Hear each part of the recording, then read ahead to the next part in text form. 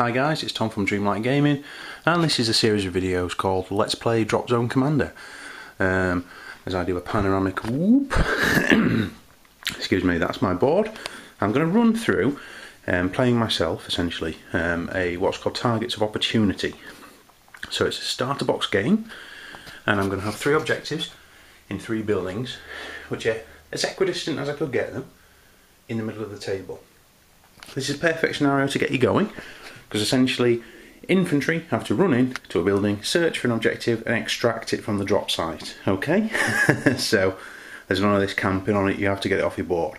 If you have it on the table, an objective, at the end of the game, say a unit has an objective down here, hasn't made it off their table edge, it's worth 1 point. If you escape with it, it's worth 2. It's as simple as that. Only infantry can grab objectives, so when they storm a building they have to be the only occupier and they can search for it. But we'll get onto that as we go. So let me just run you through what I'm using.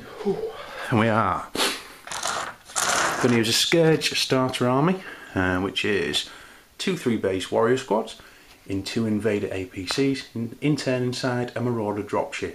Now that's triple embarkation, so they're inside an APC that is in turn inside a dropship. I've got 3 anti-aircraft grav tanks in the dropship and 3 normal grav tanks in a dropship, slayers and hunters I believe they're called. Moving on to the United Colonies of Mankind, the classic bad versus good. I've got 3 Sabre railgun armed tanks inside a Condor dropship, 3 anti-aircraft rapiers inside a Condor dropship, and 2 Bear APCs inside the Condor dropship with 6 bases of infantry. All my models magnetised and base up, but I'm going to leave them separate for the purposes of the game.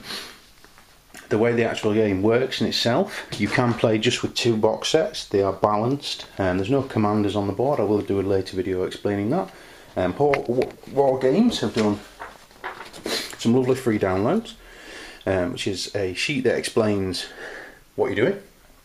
It's turn sequence, quick reference sheet, and it's a quick reference sheet that's actually got the reference points on you want to know and the page numbers next to them. And then the templates and tokens. Arcs of fire, yeah, some people are going to need them, aren't they? But I mean, you know, we've got side, rear, front and narrow. It's fairly obvious, I think. And they're not blast markers, they're actual landing zones. If you want to land a ship, the template has to be able to fit in.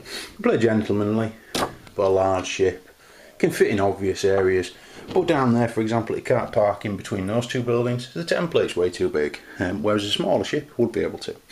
So it's quite a tactical game. But we're going to start straight off. The first thing we do, it's an alternative activation game, meaning I have 3 groups, 3 battle groups, another 3 battle groups for the UCM, and we roll a d6 each player to see who grabs the initiative. If you had any commanders present, you would add their command value to this. So if you've invested the points, say, in a Scourge Overlord, he's got a higher command value than maybe a Lieutenant has. So the Scourge roll, a 4, can't see that very well, and the UCM roll a 3. So it looks like the Scourge are grabbing the first turn, and I'll be back with part 2. So all the way through this series, guys, any comments, questions, anything, just please ask.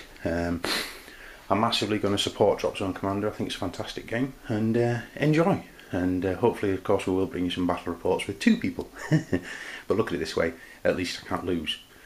Although I can't win either though, can I? Anyway, catch me in part 2. Keep it dreamlike.